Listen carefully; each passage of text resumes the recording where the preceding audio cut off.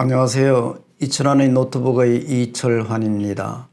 오늘은 자원의 고갈과 자원전쟁 확산이라는 주제를 가지고 이야기를 나누도록 하겠습니다.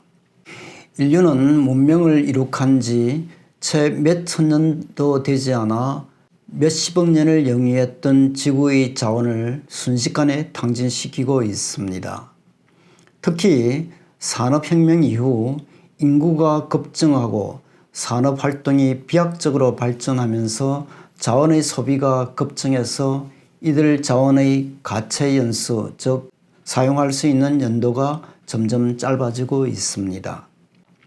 가채연수란 어떤 자원의 확인된 매장량을 연간 생산량으로 나눈 지표로서 앞으로 얼마나 오랫동안 자원을 채굴할 수 있는지를 보여주는 지표입니다. 인구가 증가하면 의식주에 필요한 자원의 수요가 늘어나게 되죠. 식량이 부족한 국가에서는 산림을 농지로 개발해서 산림 자원이 고갈되고, 또 사막 주변국에서는 같은 이유로 사막화가 일어나 산림 자원과 수자원의 고갈이 일어나고 있습니다.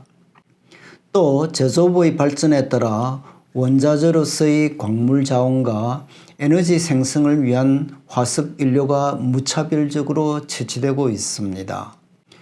자원의 소모가 이런 속도로 이어진다면 인류 사회는 얼마 가지 않아 자원 고갈의 문제에 직면하게 될 것입니다.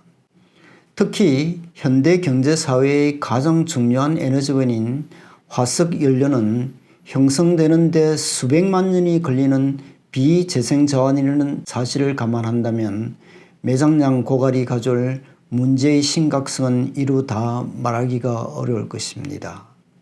고갈 전이라도 매장량 감소는 필히 엄청난 가격의 인상을 초래하고, 이는 무수한 관련 산업들의 붕괴로 이어질 것이며 실업과 기하, 그리고 산업 안전망의 대혼란을 야기할 것입니다. 물론 대체 에너지가 발견되면서 이 자원 고갈론을 반박하는 견해도 나오고 있기는 합니다. 그러나 대체 에너지의 발견이 말과 같이 그리 쉽지가 않을 뿐더러 이마저도 결국은 고갈된다는 데 문제가 있습니다. 더욱이 대체 에너지는 비용이 많이 소요될 뿐만 아니라 생산 과정에서 환경을 해치는 일도 발생하고 있죠. 한편 자원은 매장량이 한정되어 있다는 사실도 그러하지만 매장이 특정 지역에 편중되어 있다는 것 또한 커다란 문제가 되고 있죠. 이는 국제 분쟁의 불씨가 되거나 매장 국가의 축복이 아닌 오히려 재앙으로 다가올 수가 있다는 문제가 있기 때문입니다. 석유 분쟁이 대표적인 예가 될 것입니다. 1973년과 1980년 두 차례에 걸쳐 일어난 석유 파동은 중동 산유국들이 석유를 정치적 무기로 사용할 것을 선언하면서 발생했습니다. 그들은 원유 가격 인상과 생산량 감축을 발표했죠. 그 결과 석유 가격은 엄청나게 폭등했습니다. 그러면 앞으로 얼마 동안 더 석유를 생산할 수 있을까요? 전문가들은 지금의 생산량으로는 향후 40 내지 50년이면 석유가 고갈될 것이라는 의견을 그동안 내놓았습니다. 다만 세일가스의 발견으로 사정이 좀 나아지고는 있습니다. 그러나 세일가스의 출현에도 불구하고 기본 에너지 자원인 화석 연료의 사용 연한은 길어보았자 200년 정도에 불과할 것이라는 의견이 지배적입니다. 더욱이 매장량의 대부분은 북아메리카 지역에 집중되어 있습니다.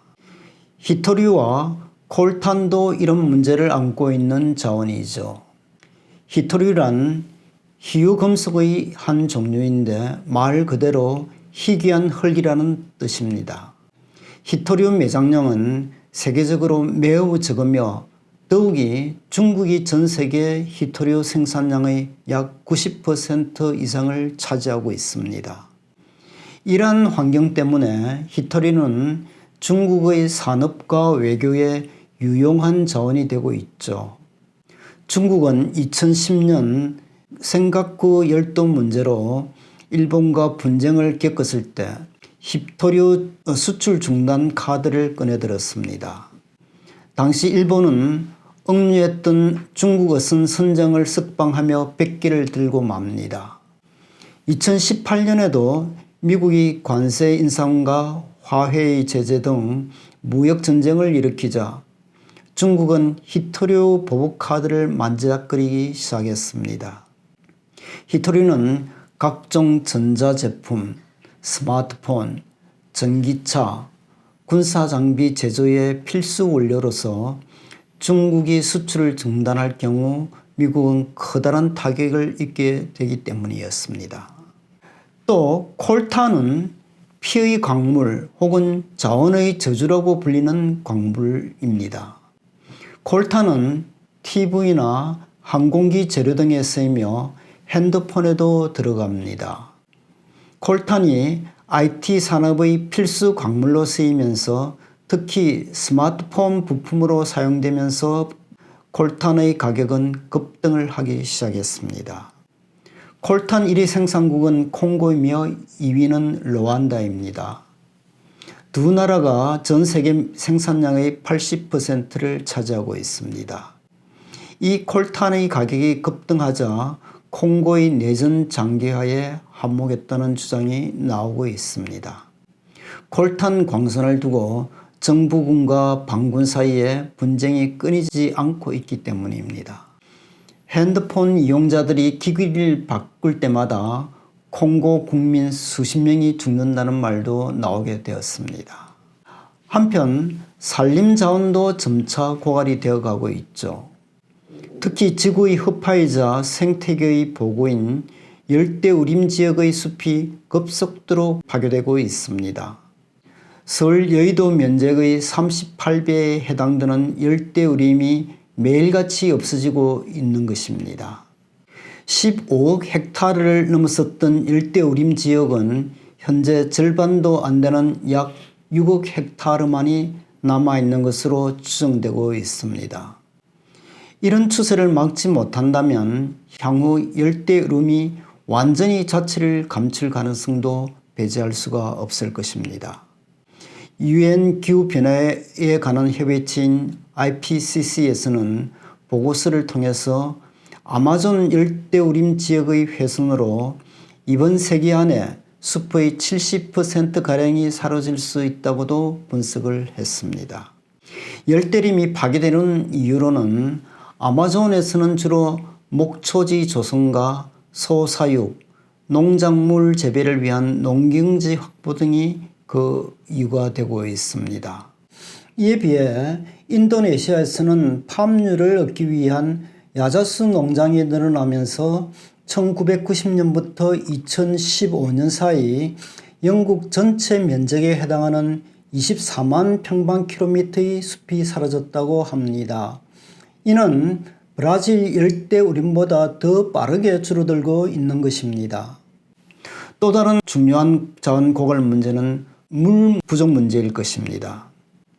지표의 70%가 바다로 뒤덮인 지구에서 물이 부족하다는 것은 어불성설로 들릴지 모릅니다. 그러나 중요한 것은 얼마나 많은 물이 있느냐가 아니라 사용 가능한 물의 문제입니다. 지구상에 존재하는 대부분의 물은 염분이 가득한 해수이고 전체 물 중에서 담수의 양은 2.5% 정도에 불과합니다. 이마저도 대부분은 얼음과 영구적인 눈에 덮인 형태로 존재하며 인간이 사용할 수 있는 호수나 강의 물은 전체 수자원 중 0.01%에 불과하다고 합니다. 그럼에도 불구하고 인간의 물 소비량은 과거에 비해 폭발적으로 늘어났고 산림 파괴 등으로 인해 수온이 고갈되면서 물 부족은 점점 심해지고 있습니다. 그나마 남은 물도 부영양화와 중금속 오염 등으로 더럽혀지고 있는 실정에 놓여 있습니다. 인간의 몸은 약 70%가 물로 구성되어 있습니다. 만약 지구촌에 물 부족 현상이 일어난다면 더 이상 인간은 살아나기가 어려울 것입니다. 지금까지 이철환의 노트북이었습니다. 감사합니다.